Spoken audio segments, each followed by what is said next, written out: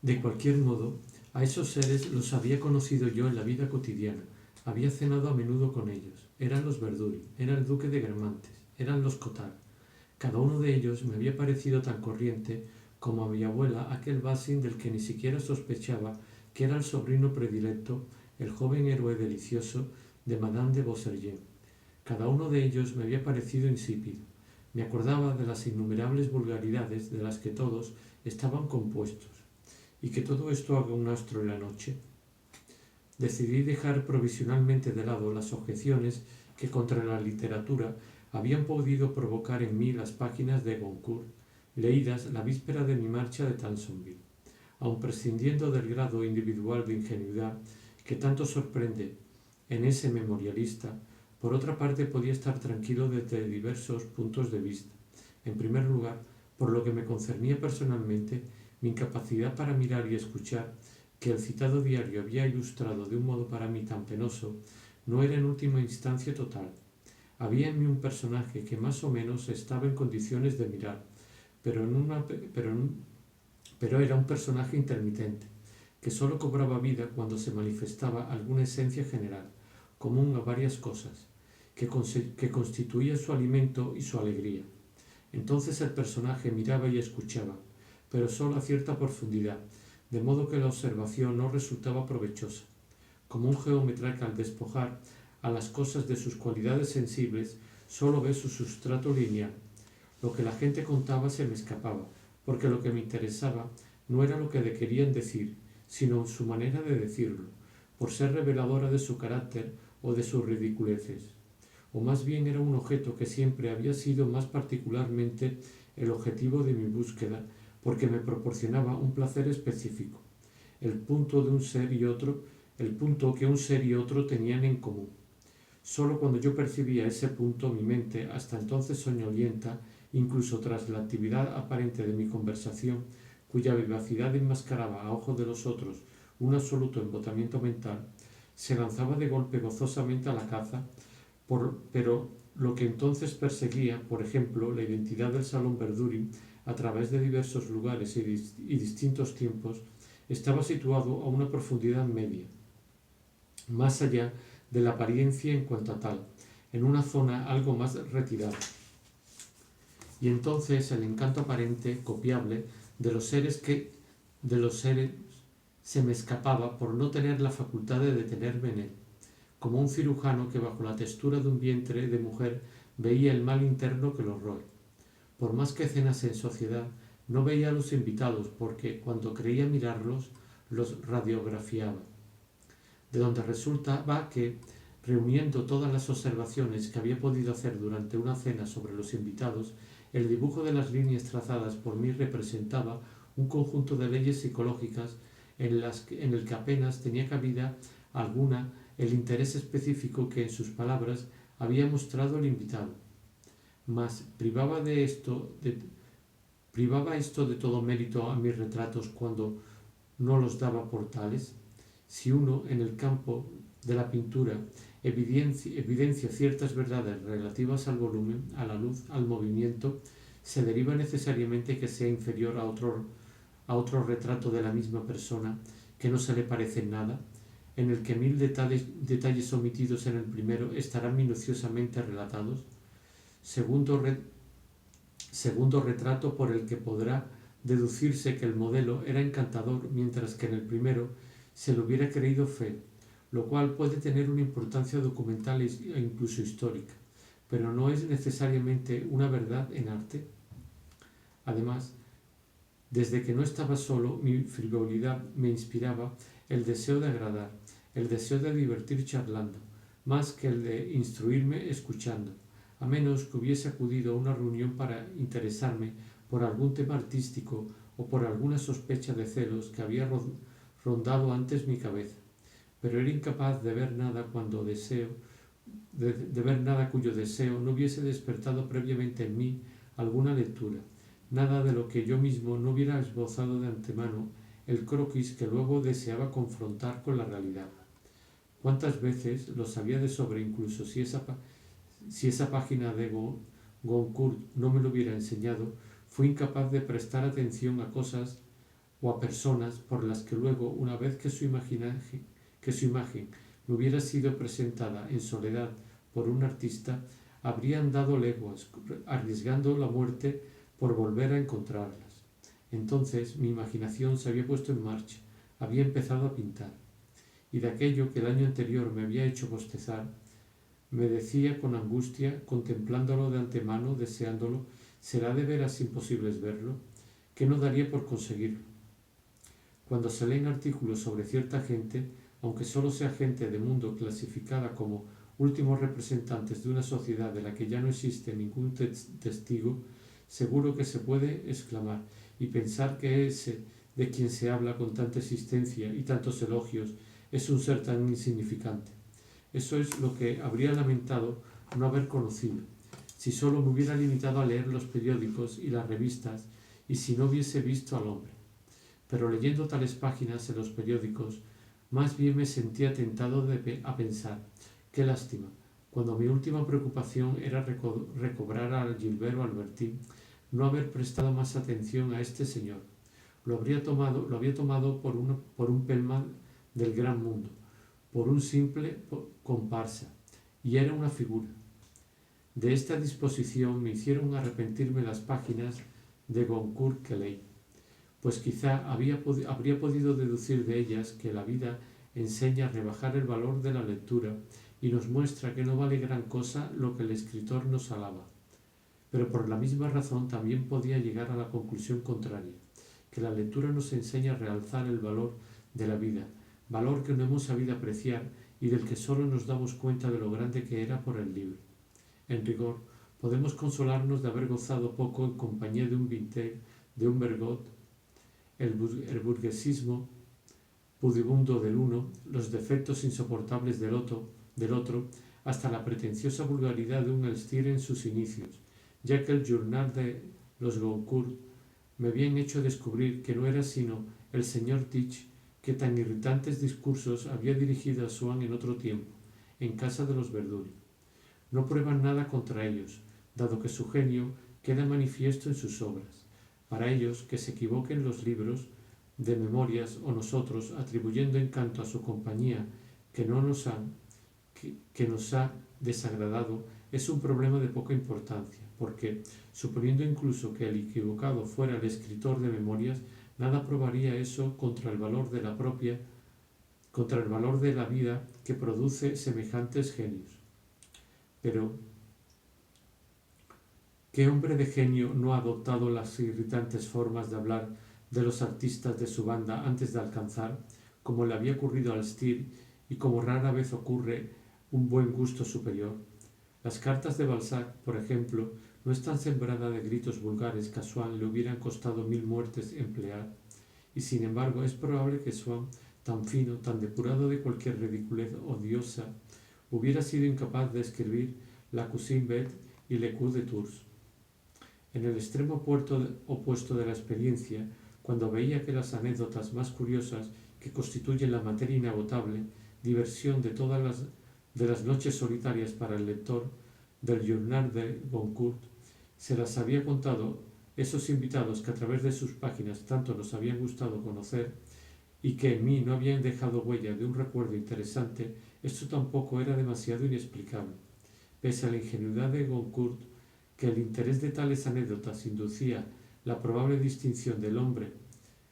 que las contaba, bien pudiera ocurrir que hombres mediocres hubiesen visto en su vida o también oído contar cosas curiosas y las contasen a su vez. Goncourt sabía escuchar como sabía ver. Yo no sabía. Por otra parte, todos estos hechos habría habido que juzgarlos uno a uno. El señor de Guermantes no me había dado desde luego la impresión de aquel adorable modelo de gracias juveniles que mi abuela tanto hubiera deseado conocer, y me proponía como modelo inimitable según las memorias de Madame de Bourgesson. Mas hay que pensar que Bassin tenía entonces 7 años, que la escritora era tía suya y que hasta los maridos que han de divorciarse dentro de unos meses os hacen grandes elogios de su mujer. Una de las poesías más bonitas de Saint-Beuve está dedicada a la aparición ante una fuente de una niña coronada por todos los dones y todas las gracias, la joven Mademoiselle de Champlatrox, que entonces no debía de tener 10 años. Pese a toda la tierna veneración que la genial poeta, que es la condesa de Noailles, manifiesta por su suegra, la duquesa de Noailles, de soltera Champlatrox, es posible que, si hubiera tenido que hacer su retrato, éste habría contrastado vivamente con el de Saint-Beuve, con el que Saint-Beuve trazara 50 años atrás. Más inquietante hubiera sido, quizá, lo que estaba en medio, aquellas personas de las que se dice implica, aquellas personas de las que lo que se dice implica en ellas más que la memoria que ha sabido retener una anécdota curiosa, sin que por eso tengamos, como para los Vintel, para los Bergot, el recurso de juzgarlos por su obra, porque no crearon ninguna. Solo, con gran asombro de quienes, como nosotros, los teníamos por mediocres, la han inspirado. Pase todavía que el salón del que, entre los museos, recibiremos la mayor impresión de elegancia desde las grandes pinturas del Renacimiento, sea que el de la pequeña burguesía ridícula en la que, si no lo hubiera conocido, delante del cuadro habría soñado con poder acercarme a ella en la realidad, esperando aprender de ella los secretos más preciosos del arte del pintor, que su tela no me daba, y cuya pomposa cola de terciopelo y encajes en un trozo de pintura comparable a los más bellos de Tiziano. De terciopelo y encajes es un trozo de pintura comparable a los más bellos de Tiziano. Sin embargo, atrás había comprendido que no es el más inteligente, el más instruido y mejor relacionado de los hombres, sino aquel que sabe hacer ese espejo y puede reflejar así su vida, aunque sea mediocre, el que se convierte en un Bergot, aunque los contemporáneos lo tengan por hombre menos inteligente que Swann y menos instruido que Breton.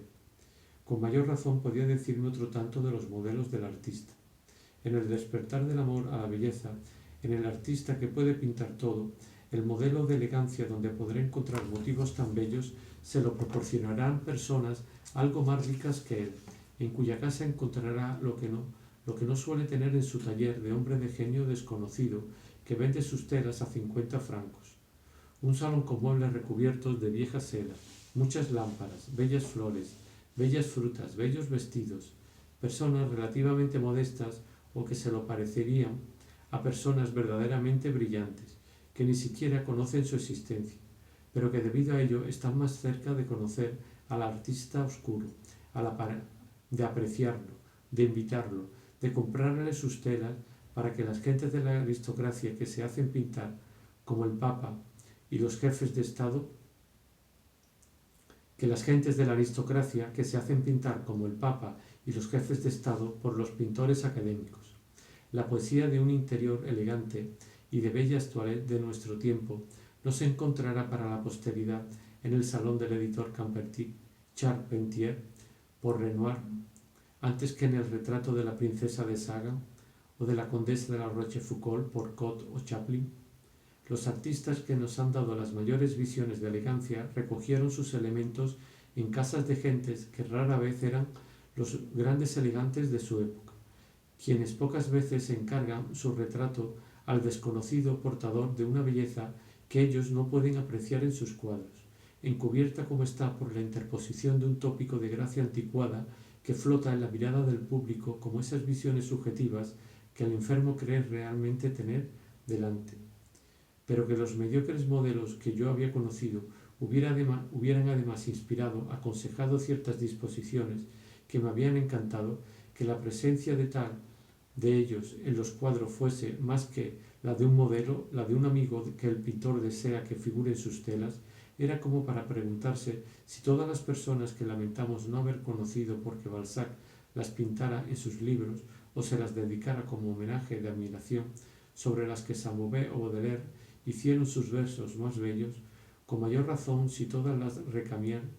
todas las Pompadour no me hubieran parecido personas insignificantes, bien por una imperfección de mi naturaleza, y entonces me enfurecía por estar enfermo y no poder ver de nuevo a toda la gente que había conocido mal,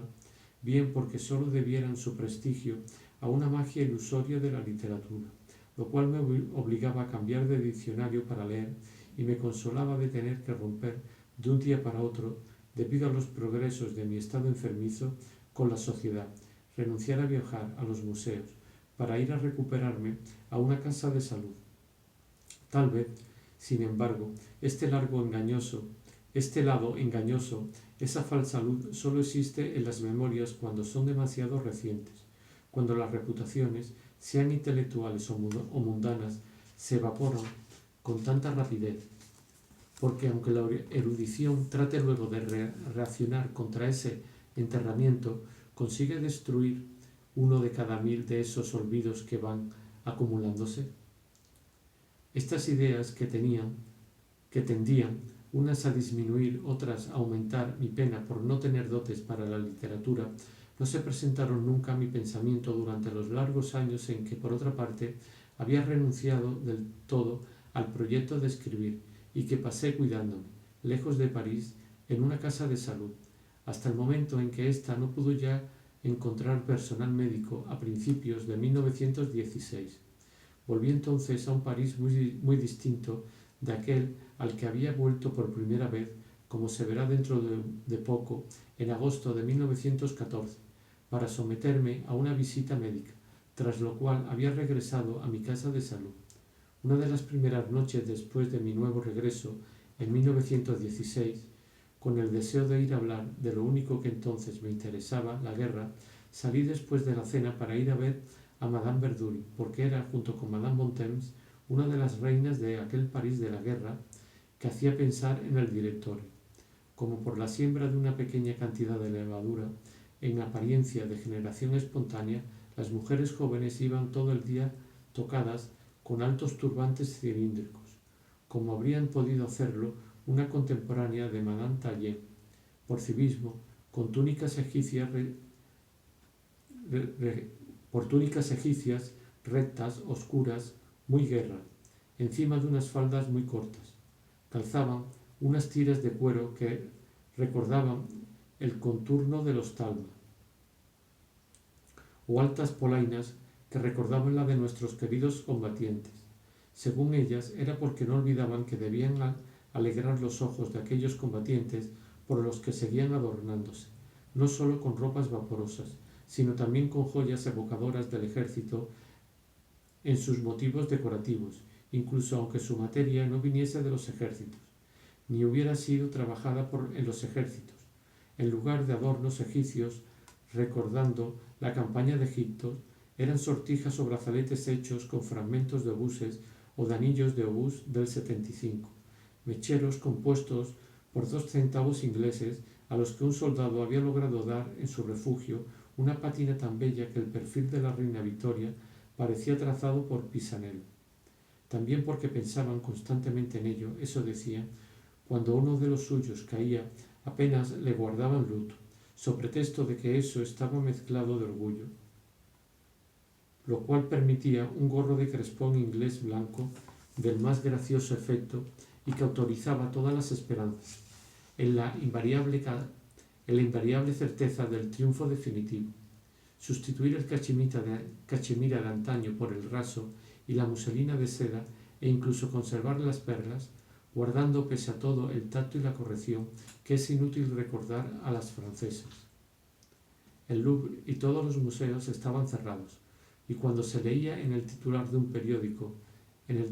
un artículo de periódico, una exposición sensacional, uno podía estar seguro de que se trataba de una exposición no de cuadros, sino de vestidos destinados, por otra parte, a esos delicados goces artísticos de los que las parisienses estaban privadas desde hacía tanto tiempo. Así es como había vuelto la elegancia y el placer. A falta de artes, la elegancia trataba de justificarse como los que en 1793, año en que los artistas, al exponer en el Salón Revolucionario, proclamaban que sería un error que pareciese extraño a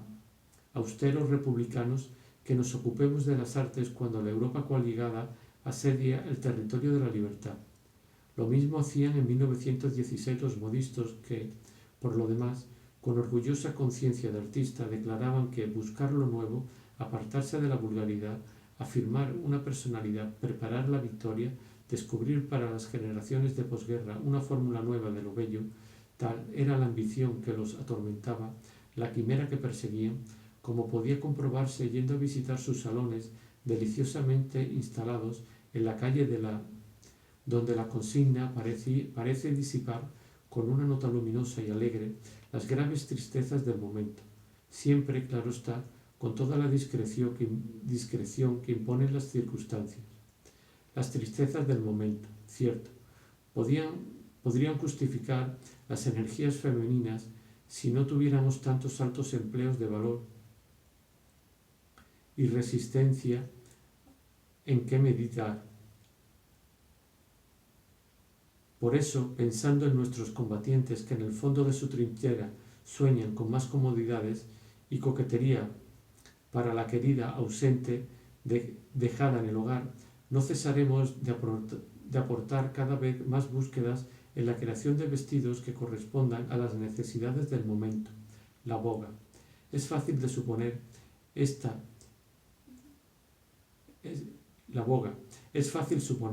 está sobre todo en las casas inglesas, aliadas por tanto, y este año es una locura el vestido tonel, cuyo gracioso abandono nos da a todas un divertido toquecito de rara distinción. Y esta será una de las más felices consecuencias de esta triste guerra, añadía el encantador cronista. Y uno esperaba la recuperación de las provincias perdidas, el despertar del sentimiento nacional. Y hasta será una de las más felices consecuencias de esta guerra haber conseguido con muy poco preciosos resultados en el campo de la moda, sin lujo desconsiderado ni mala calidad, haber creado la coquetería con casi nada. Al vestido del gran modisto, editado en varios ejemplares, se prefieren en este momento los vestidos hechos en casa, porque afirman la inteligencia, el gusto y las tendencias individuales de cada cual. En cuanto a la caridad, pensando en todas las miserias nacidas de la invasión, en tantos mutilados, era muy natural que se viera obligada a volverse más ingeniosa todavía, lo cual obligaba a las damas de alto turbante a pasar el final de la tarde en los tés alrededor de una mesa de bridge, comentando las noticias del frente, mientras a la puerta las esperaban sus automóviles con un guapo militar charlando en el asiento con el botones. Por otra parte, no solo eran nuevos los peinados que remataban las caras con su extraño cilindro, también lo eran las caras. Estas damas de nuevos sombreros eran mujeres jóvenes venidas, no se sabía muy bien de dónde, y que encarnaban la flor de la elegancia, unas desde hacía 6 meses, otras desde hacía 2 años, otras desde hacía 4. Estas diferencias tenían por otra parte tanta importancia para ellas como las que tenían en la época en que yo había empezado en el gran mundo entre dos familias como los Guermantes y los La Rochefoucauld, 3 o 4 siglos de antigüedad probada. La dama que conocía a los Guermantes desde 1914 miraba como advenediza a la que presentaban en su casa en 1916. Le dirigía un saludo de viuda a noble, la enfocaba con su impertinente y con una mueca confesaba que ni siquiera se sabía con seguridad si aquella señora estaba o no casada. Todo esto es bastante nauseabundo, concluía la dama de 1914, que hubiera querido que el ciclo de nuevas admisiones se hubiera detenido tras ella. Estas personas nuevas que a los jóvenes les parecían muy antiguas y que por otra parte ciertos viejos que no habían frecuentado únicamente el gran mundo creían reconocer por no serles tan nueva como se suponía, no sólo ofrecían a la sociedad los entretenimientos de conversación política y de música en la intimidad que le convenía. Debían ser ellas, además, las que se los ofreciesen, porque para que las cosas parezcan nuevas, incluso si son viejas, y aun siendo nuevas, en arte como en medicina o en mundanidad, se necesitan nombres nuevos. Por otro lado, eran nuevos en ciertas cosas. Madame Verdurin, por ejemplo, había ido a Venecia durante la guerra, pero como esas gentes que quieren evitar conversaciones tristes y conversaciones tristes y sentimentales, cuando decían que aquello era sorprendente, lo que admiraba no era ni Venecia ni San Marcos, ni los palacios, todo lo que tanto me habría agradado y de lo que ella hacía poco caso, sino el efecto de los reflectores en el cielo, reflectores sobre los que proporcionaba información apoyadas en número. Así renace de edad en edad un cierto realismo como reacción contra el arte admirado hasta entonces. El Salón Saint-Gobain era una etiqueta marchita bajo la que la presencia de los mayores artistas, de los ministros más influyentes, no hubieran atraído a nadie. Corrían, en cambio, a escuchar una frase pronunciada por el secretario de unos o el subjefe de gabinete de otros, a casa de las nuevas damas con turbante cuya invasión alada y parloteante invadía París.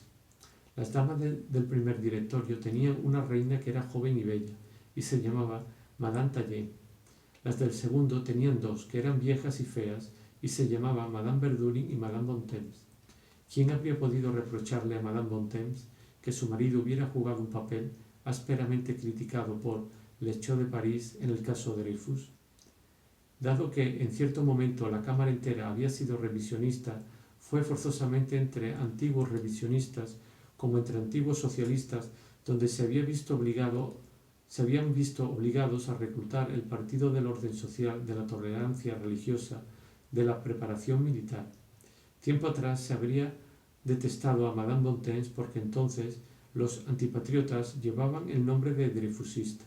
pero no tardó ese nombre en ser olvidado y sustituido por el de adversario de la ley de 3 años. Y el señor Bontemps era en cambio uno de los autores de esa ley,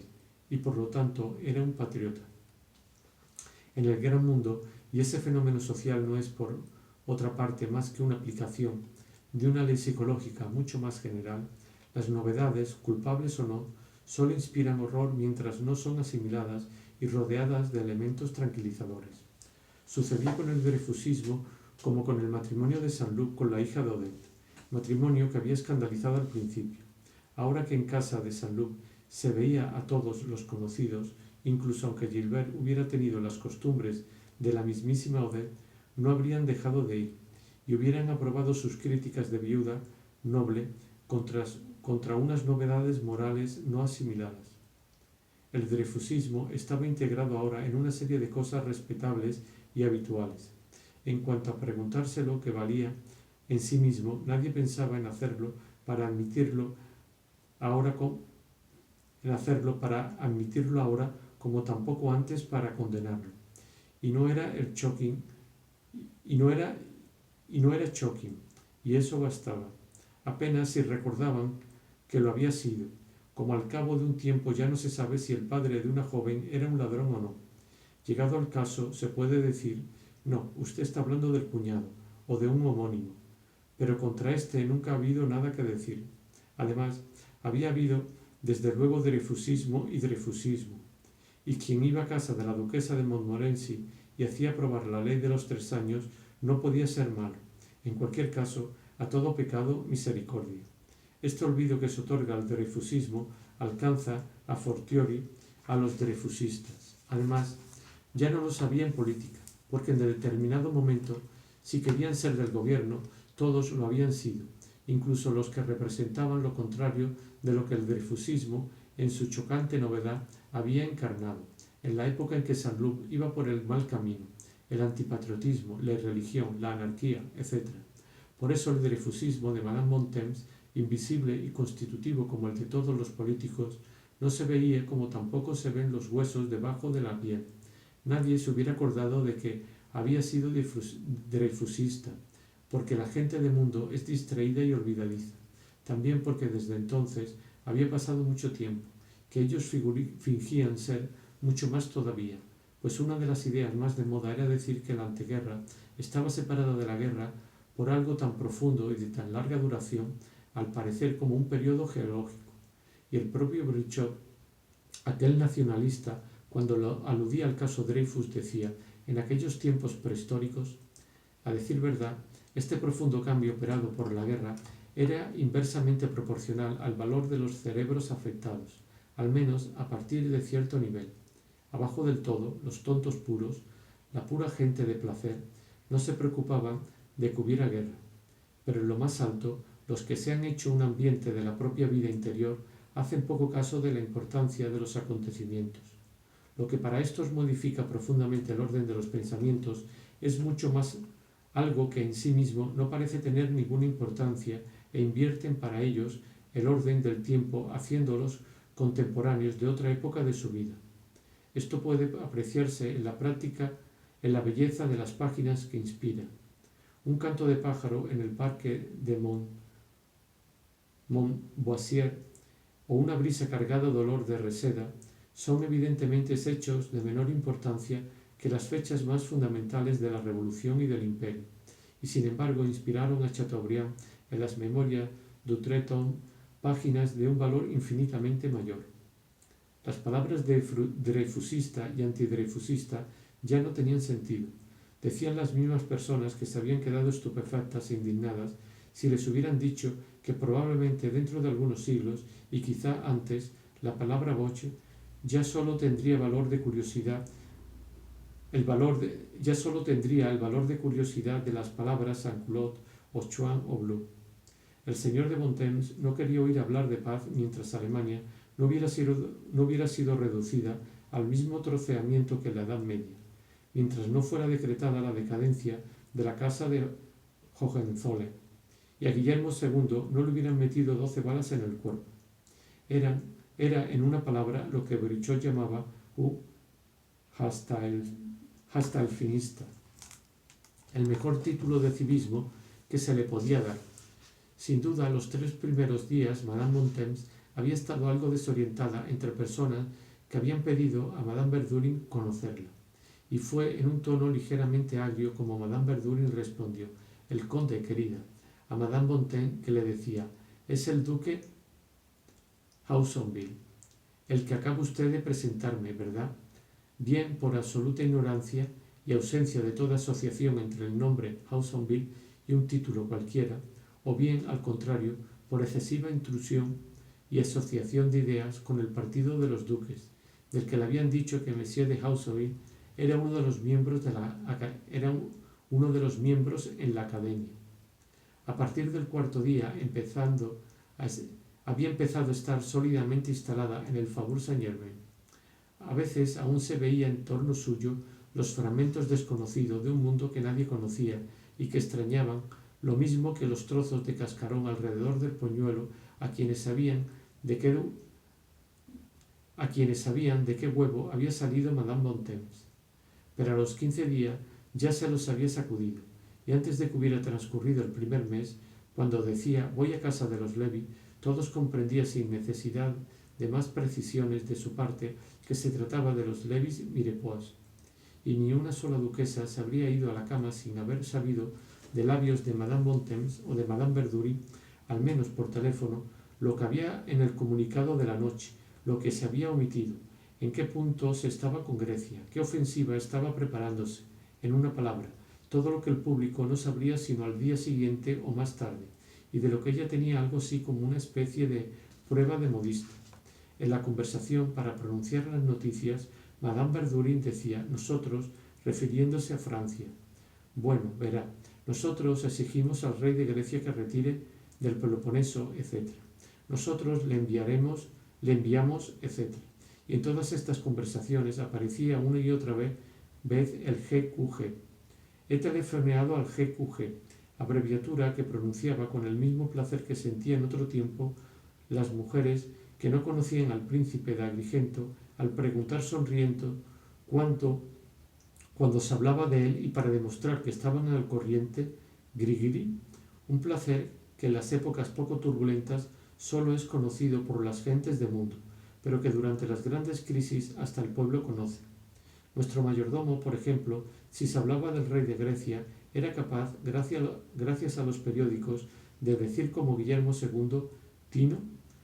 cuando hasta ese momento su familiaridad con los reyes había seguido siendo más vulgar, por ser de su invención, como en la época en que para hablar del rey de España decía Fonfosse.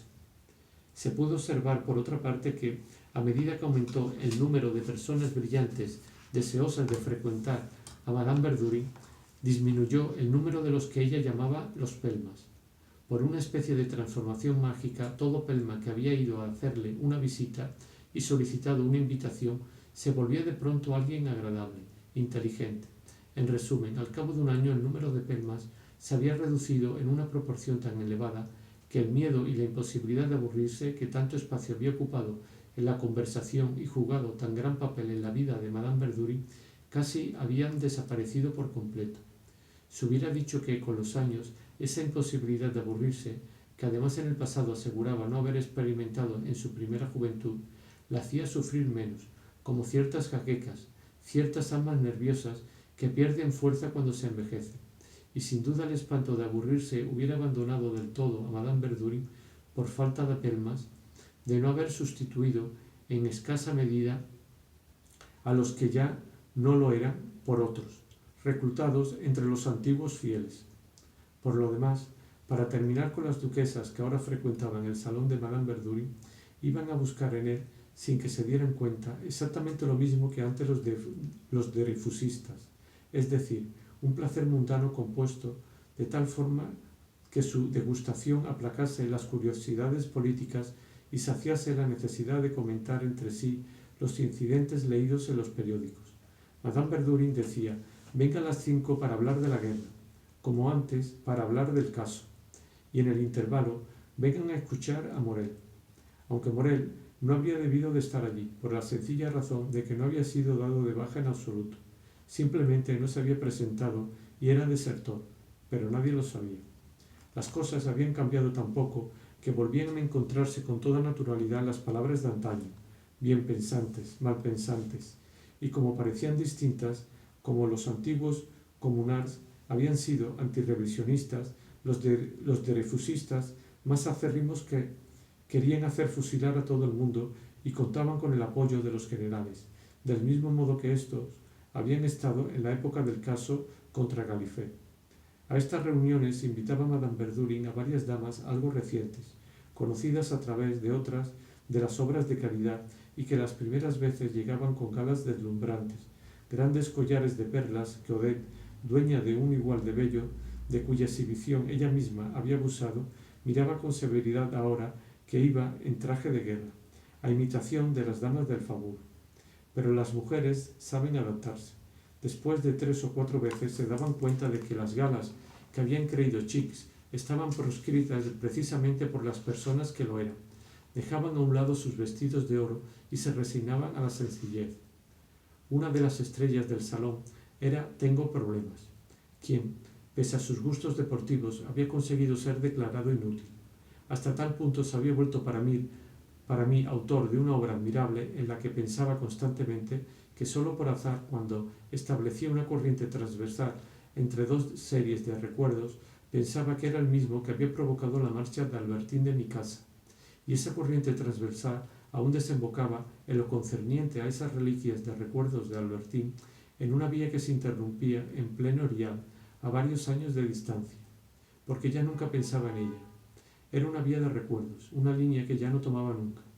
Las obras de Tengo Problemas eran en cambio recientes, y mi mente frecuentaba y utilizaba perpetuamente esta línea de recuerdos. Debo decir que trabar conocimiento con el marido de André no era ni muy fácil ni muy agradable, y que la amistad que le profesaba estaba prometida a muchas decepciones. De hecho, ya se encontraba muy enfermo entonces y evitaba todas las fatigas que quizá desde su punto de vista no podían proporcionarle placer.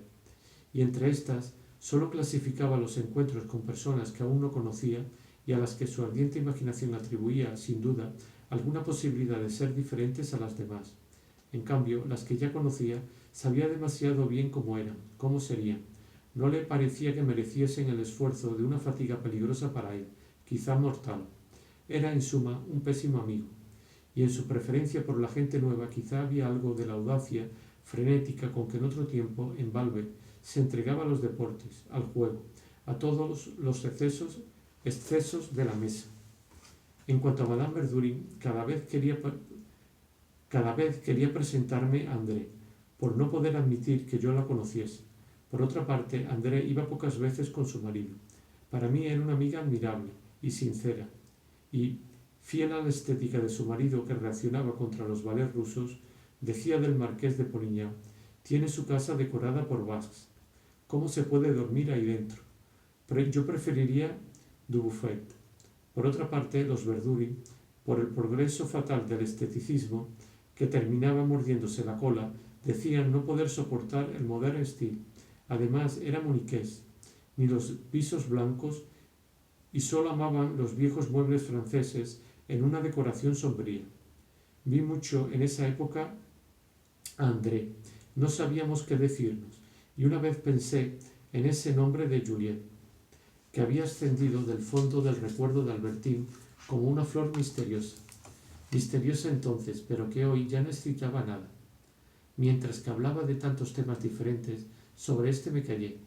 no porque lo fuera más que otro, sino porque hay una especie de sobresaturación de las cosas en las que se ha pensado demasiado. Quizá el periodo en que tantos misterios veía en aquello era el verdadero, mas como esos periodos no están destinados a durar siempre, no debe sacrificarse la propia salud y la fortuna al descubrimiento de misterios que un día dejarán de interesar. Sorprendió mucho en esa época cuando Madame Verdurin podía tener en su casa a quien quisiera, verle hacer indirectamente insinuaciones a una persona a la que había perdido de vista por completo, a Odette. Se pensaba que ésta no podía añadir nada al brillante ambiente en que se había transformado el pequeño grupo, mas una separación prolongada, al tiempo que aplaca los rencores, despierta a veces la amistad. Además, el fenómeno que lleva no solo a los moribundos a pronunciar únicamente nombres familiares de otro tiempo, sino a los viejos a complacerse en sus recuerdos de infancia, ese fenómeno tiene su equivalente social. Para triunfar en la empresa de hacer que Odette volviera a su casa, Madame Verdurin no utilizó, por supuesto, a los ultras, sino a los habitués menos fieles, que habían conservado un pie en uno y en otro salón. Les decía, no sé por qué no se la ve ya por aquí, tal vez esté enfadada, yo no. En resumidas cuentas, ¿qué es lo que le he hecho? Fue en mi casa donde conoció a sus dos maridos. Si quiere volver, que sepa que tiene las puertas abiertas. Estas palabras, que habrían debido costar al orgullo de la patrona si no le hubieran sido dictadas por su imaginación, fueron repetidas pero sin éxito. Madame Verdurin esperó a Odette sin verla llegar, hasta que ciertos acontecimientos que se verán más adelante consiguieron, por razones muy distintas, lo que no había logrado la embajada, sin embargo activa, de los inconstantes. Tampoco frecuentes son los éxitos fáciles y definitivos los fracasos. Madame Verdurin decía, es desolador, voy a telefonear a Bontemps que haga lo necesario para mañana. Otra vez se han cepillado todo el final del artículo de Lorpois y solo porque daba a entender que habían largado a Percy, porque la estupidez corriente hacía que cada cual se enorgulleciera de emplear expresiones corrientes, creyendo demostrar así que ella estaba a la moda, como hacía una burguesa diciendo cuando se hablaba de los señores de Brotet, d'Agrigento o de Charlus, ¿quién? Babal de Brotet, Grigri, Memé de Charlus. Por otra parte, las duquesas hacen lo mismo y sentían el mismo placer diciendo largar, porque las duquesas, para los plebeyos, un poco poetas, lo que difiere es el nombre, pero se expresan de acuerdo a la categoría intelectual a la que pertenecen y en la que también hay un gran número de burgueses. Las clases intelectuales hacen poco caso del linaje. Todos aquellos telefonazos de Madame Verdurin no dejaban, por otro lado, de tener inconvenientes. Aunque se nos haya olvidado decirlo, el Salón Verdurin, a pesar de seguir siendo el mismo en espíritu y verdad, se había trasladado momentáneamente a uno de los mayores palacetes de París,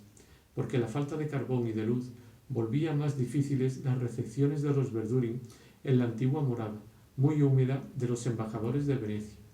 El nuevo salón no carecía, por otra parte, de atractivo. Así como en Venecia el espacio, limitado a causa del agua, determinaba la forma de los palacios, así como un trocito de jardín en París encantaba más que un parque en provincias, el estrecho comedor del que Madame Verdurin disponía en el palacete hacía de una especie de rombo de paredes deslumbrantes de blancura, una especie de pantalla sobre la que se perfilaban cada miércoles y casi todos los días todas las personas más interesantes, más diversas, las mujeres más elegantes de París, encantadas de aprovechar el lujo de los Verdurin. e iba creciendo a la par de su fortuna en una época en la que los más ricos restringían gastos por no poder cobrar sus rentas. Aunque la forma dada a las recepciones se hubiera modificado, no dejaba de encantar a Brichot, quien a medida que las relaciones de los Verdurin iban ampliándose, encontraba placeres nuevos, acumulados además en un pequeño espacio como sorpresas en un zapato de Navidad.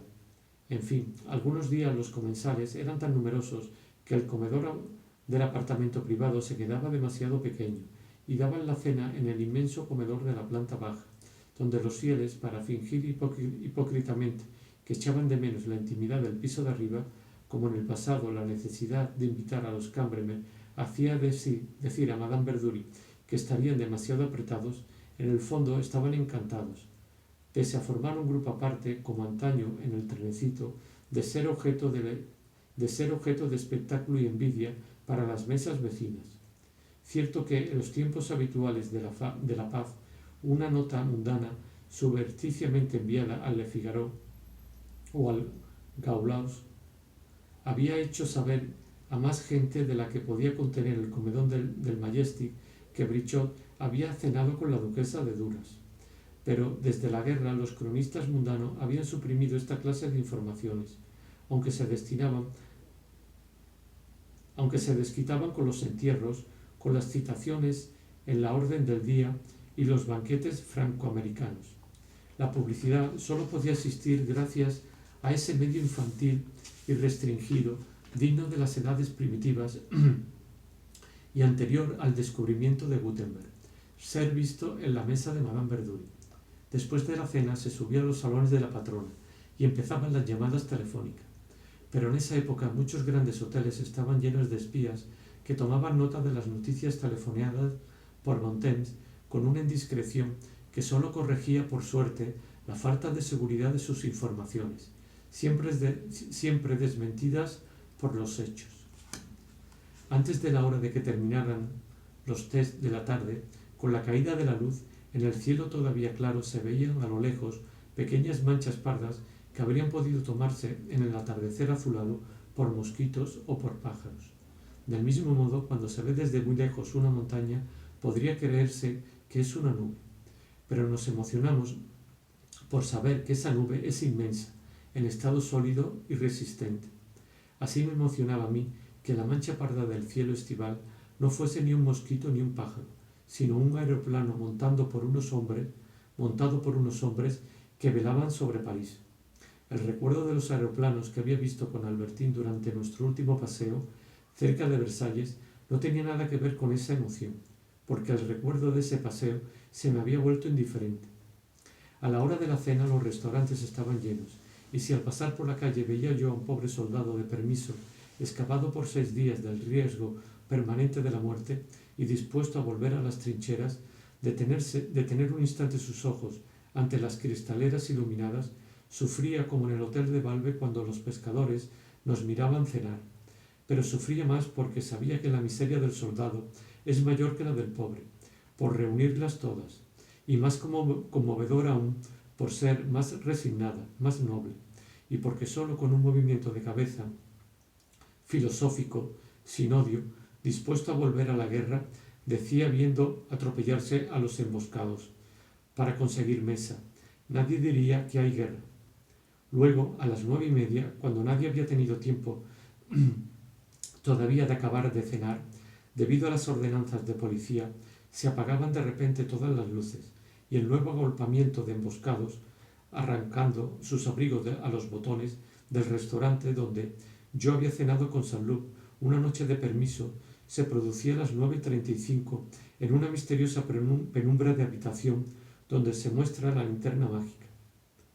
de sala de espectáculo que sirve para exhibir las películas de unos de esos cinemas, hacia los que iban a precipitarse comensales de ambos sexos. Mas pasada esa hora, para los que, como yo, la noche de que hablo, se habían quedado a cenar en casa y salían para ir a ver a los amigos, París estaba, por lo menos en ciertos barrios, más negro todavía que el Combray de mi infancia. Las visitas que se hacían adquirían un aire de visitas de vecino de pueblo. Ah, si Albertín hubiera estado viva, qué dulce habría sido. Las noches que yo cenase fuera, citarla en la calle bajo los soportales. Al principio no habría visto nada. Habría sentido la emoción de creer que ella había faltado a la cita, y de repente hubiera visto despegarse de la pared negra uno de sus queridos vestidos grises, sus ojos sonrientes que me habían visto, y habríamos podido pasear abrazados sin que nadie nos reconociese, nos molestase, y volver luego a casa. Pero, ay, estaba solo, y tenía la impresión de ir a visitar a un vecino en el campo, de hacer una de aquellas visitas que Swann venía a hacernos después de la cena, ir a encontrar más transeúntes en la oscuridad de Tansonville por el pequeño sendero de Sirga hasta la calle du Saint-Esprit, de los que yo encontraba ahora en las calles convertidas en sinuosos caminos rústicos de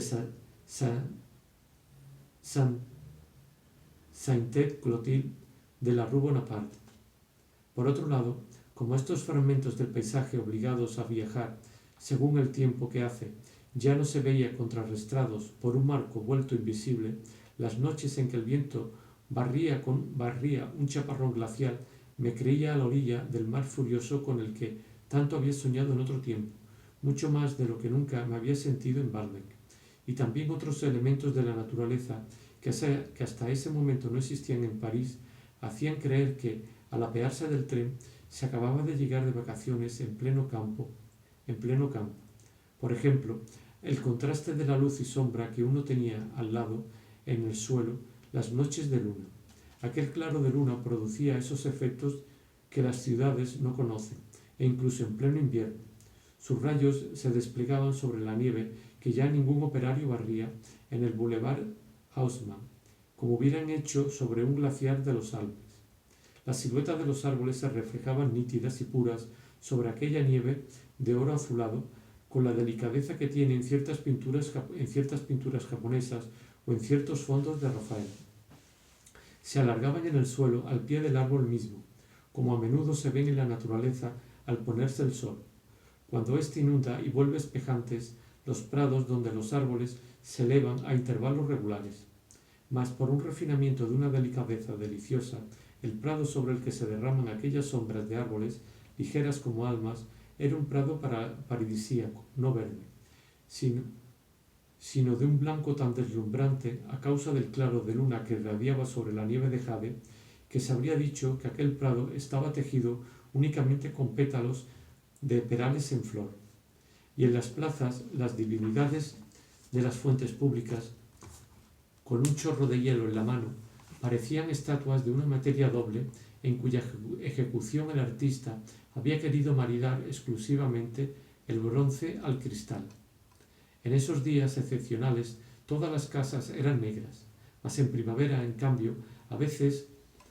de vez en cuando, desafiando los reglamentos de la policía, un palacete privado, o solo un piso de un hotel, o incluso únicamente una habitación de un piso, por no haber cerrado los postigos, parecía, dando la impresión de sostenerse por sí solo sobre impalpables tinieblas, una especie de proyección puramente luminosa, una especie de aparición sin consistencia. Y la mujer que, levantando muy alto los ojos, podía distinguirse en aquella penumbra dorada, adquiría esa noche en uno que andaba perdido y en la que ella misma parecía recluida, la fascinación misteriosa y velada de una visión de Oriente. Luego seguíamos adelante y ya nada interrumpía el higiénico y monótono pisoteo rústico en la oscuridad.